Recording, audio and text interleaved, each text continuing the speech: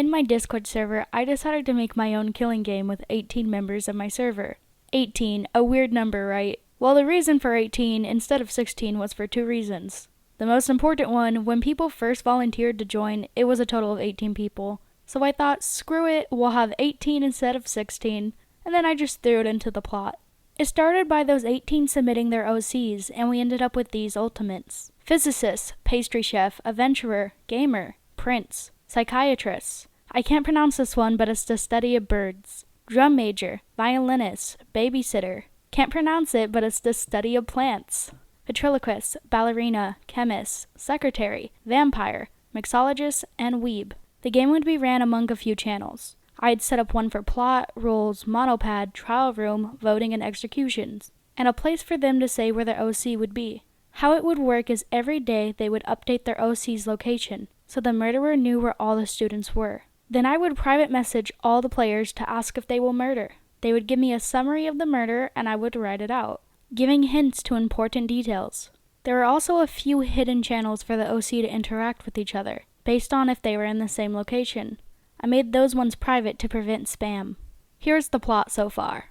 Hope's Peak, a school known for many things, most recently known for the start of, well, the despair years you could call it. The world fell apart, and fights broke out between the Future Foundation and the remnants of despair. But one man rebuilt the beloved Hope's Peak, and became the new headmaster, hiring old ultimates as new staff. Makoto Naegi. It'd be the first year for the newly built Hope's Peak, and invitations were sent out to the recruited students. Due to the tragic event, age was not a limitation. Some were younger, some were older. A few years did not matter when sending out these invitations. Makoto Naegi tried to greet all of his students with open arms, but he was disappointed when 18 didn't show up. They were in different classes from each other, and if the number was 16 I would be more alarmed. He thought to himself as he stared into the sky with a frown. I would do voice impressions, but trust me, they're terrible, you don't want that. Meanwhile, the missing 18 students gathered at the address listed on their invitations. It was a loading dock, and their destination was obvious. There was a massive ferry with the words Hope's Peak written on the side. The hatch of the ship was open for the students, and one by one they came on board. They were only minutes from each other when arriving, and shortly after they all boarded, the ship started to leave the dock. All the students looked around confused. There had been no greeting, or even someone to meet them on the deck. Although the deck was spacious, and even had some chairs for people to relax, it looked more like a vacation boat than one meant for school. As the ferry moved deeper into the ocean, a pink object could be seen floating in the water. What was that? The students, unsure what to do next, decided to explore the vessel they found themselves on. Some explored the deck, some went up the stairs, some went down the stairs. But everyone soon found themselves on the upper floor after hearing a piercing scream. The students all stared at what was in front of them. It was the size of a soccer ball, but it stared into their souls. Everyone knew what it was. How could you not know what Monokuma was after everything that happened? Fear was struck into the students as a voice came from the ball Monokuma. Welcome to the first killing game on water. Glad to see you're all excited. Before anyone could respond, the ball Monokuma waddled around passing monopads to everyone. On the monopads was a layout of the ferry, the school rules, and a list of all the ultimates there.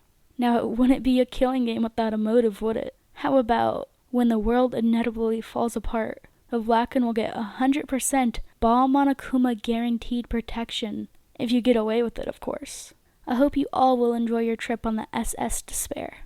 As ball Monokuma broke into a fit of twisted laughter, the students rushed down to the deck. Any hope of escaping floated away as they recognized the pink floating object was a banner that said Hope's Peak.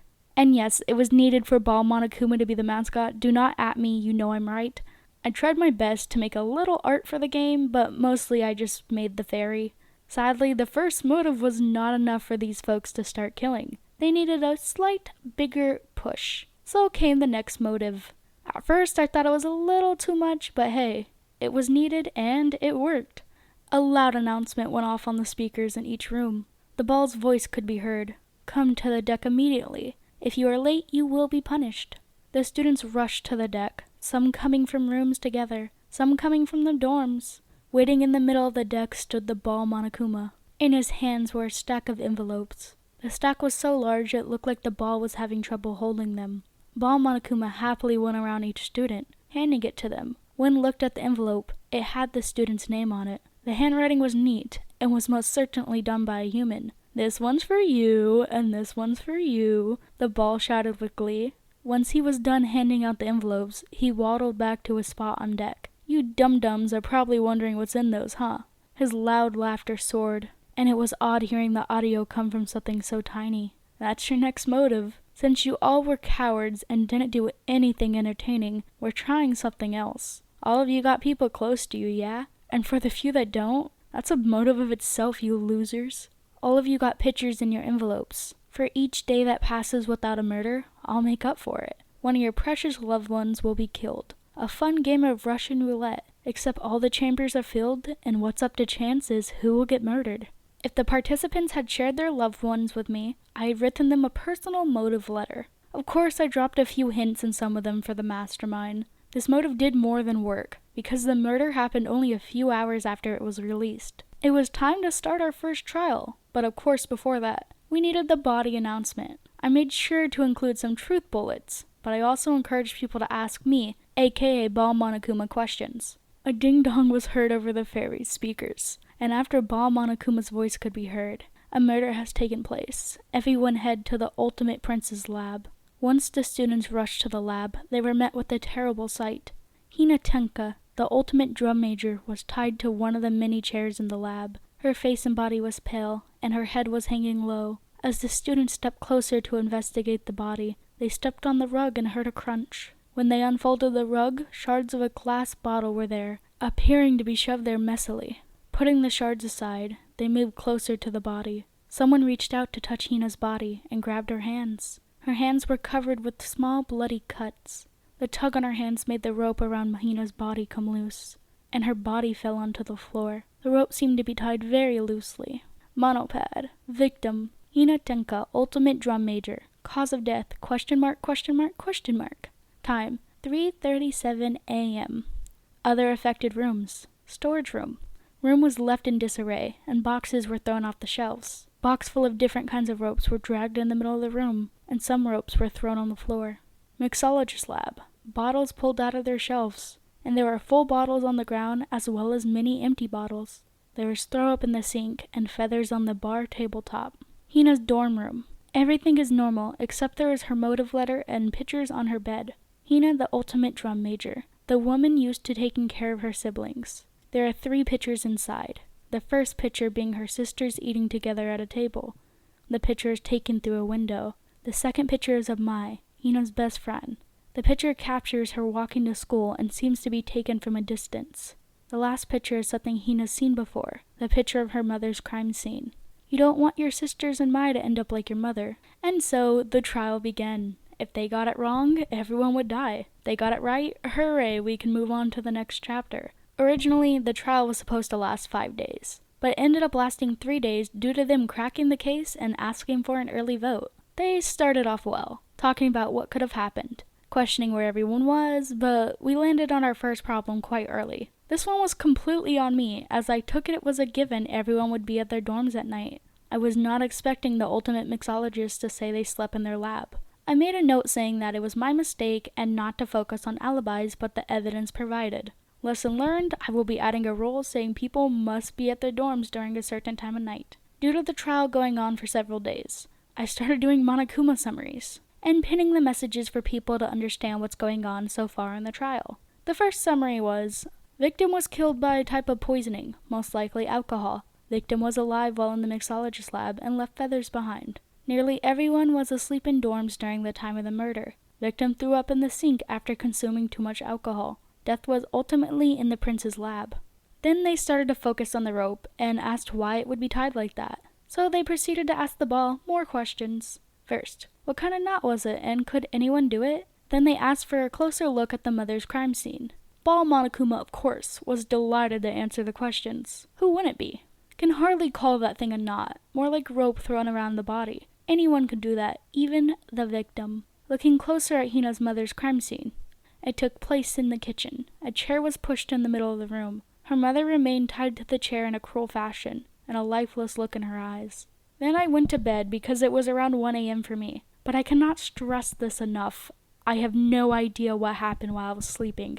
I woke up to what I can only describe as chaos and ramblings, both in the trial and in the chat for everyone to talk. The first thing that happened is the antag showed their face. I'm just gonna call him Plant Lady because I can't pronounce their ultimate. I'm very sorry, Reed. Please forgive me. The Plant Lady started mocking others in the trial and started singing about how everyone is going to die. Then they fail and started talking about more nonsense, asking if chicken strips are called that because they dance on a pole. Then in the everyone chat, they and another character got married. They ate weed cake and then their wedding got crashed. I woke up to a mess and had to back read a lot to understand what was happening. After a bit, they got back on track. Somehow it was questioned if there was a secret murder weapon. Tisk, you think I would leave out a murder weapon of the report? Have more faith in me. With another day of discussion, a theory came from the ultimate vampire, which everyone seemed to agree with. It was more like a closing argument. This is what they said. So let's try to go over this from the very beginning. It all started when we received our motives. In the victim's motive letter, she had received a picture from the crime scene of her mother's murder. Her mother was very important to her, so seeing that photo would have overcome her with despair. She was not close to anyone on this ship, so it isn't likely she would freely share such sensitive information. Seeing her mother's photograph must have taken the will to live from her, so she wanted to commit suicide, but not without paying a homage to her mother's death, or also for justice, for us to solve the murder for her. She went into the ultimate mixologist lab at night to drink alcohol to dull the pain, and die without making things too bloody. Monokuma stated that there were multiple empty bottles of alcohol scattered around, so she must have drunken a lot of it. There was evidence that she was in the mixologist lab and drunk, because of the feathers from her hat and the vomit in the sink. Afterwards, she went to receive the rope. The reason why the storage room was such a mess was because she was highly intoxicated and had impaired motor skills. Going to the ultimate prince's lab, she set up the chair where she would succumb to the amount of alcohol she had drunken. The bottle was originally not in her mother's murder, and she most likely dropped it and it shattered. But it was not a part of her mother's murder, so she wanted to hide it and push the glass shards under the rug, which would result in the cuts on her hands. She then finally sat down in her chair and did her best to tie a knot around herself with a rope. She was quite intoxicated and on the verge of death, so it wasn't really tied in a knot anyways. She then finally succumbed to the lethal amount of alcohol she consumed, and died in the ultimate prince's lab. But once again, the antags showed their face and started taunting people about their motive letters, even going so far to ask Monokuma to carry an empty motive letter for them to trick everyone. Why did Monokuma agree? I don't know, ask him. With that, the first trial was at an end. It was time for voting, and voting was quite simple. I set up reactions to every student, and they just had to react to who they think is the Blacken. And ding ding, the majority vote was for Hina Tenka, the victim, as the culprit. And so the punishment began.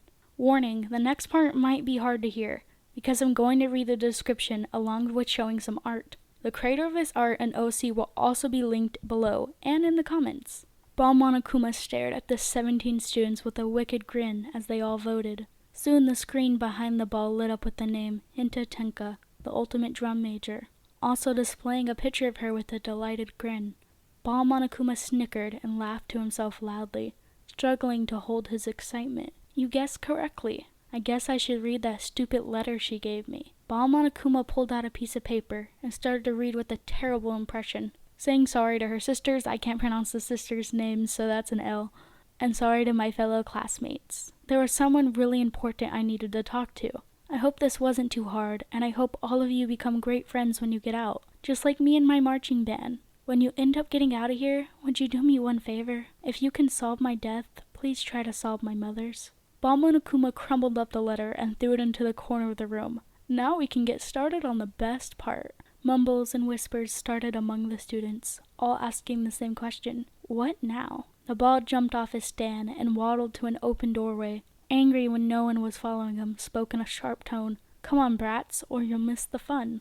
Slowly, one by one, the students followed the ball into the empty doorway. Above the doorway was a sign, and in neon bright letters read, Death Parade. Once they entered the room, all that could be seen was a stage with closed red curtains. On the side were little stairs that led up to what could be called the ceiling of the stage. Ball Monokuma gleefully walked up them and took his place at the top. The red curtains swung open, revealing a cold limp Hinta on the chair she passed away on. Suddenly, Ball Monokuma tugged his paws upwards, and it could be made out he was holding red strings. The red strings were sewn to Hina's limbs and other places. making her Ball Monokuma's own marionette. Cracks and stiff joints could be heard as Hina's body was forced to stand up, her legs not supporting her frame, simply only being held by the demonic bear above her. In a forceful kick, the chair was moved from the stage. Her leg looked almost distorted from the force. Hina's arms and hands started to be forced to play the drum set thrown around her neck. The sound was torturous and not fitting of an ultimate, as Ball Monokuma had no idea how to play. It sounded as if a child just banged away on the drum in front of them.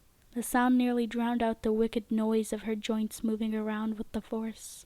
Ball Monokuma started to pull at the strings harder and harder until they eventually snapped. Hina's body slumped to the ground in an instant and looked almost mangled from the torment. Now that's going to be one ugly funeral, am I right? Nothing could be heard aside from the ball laughing at his own twisted joke. And so that was chapter 1 of my server's killing game. It's been a delight to run so far, and I'm really excited to see where it leads. I know this is an oddish upload, but it was easier for me to put together this week due to my tummy acting up. Don't worry, I did not forget about future videos, it's just my stomach's been a pain this week, and it was hard to write. Sorry.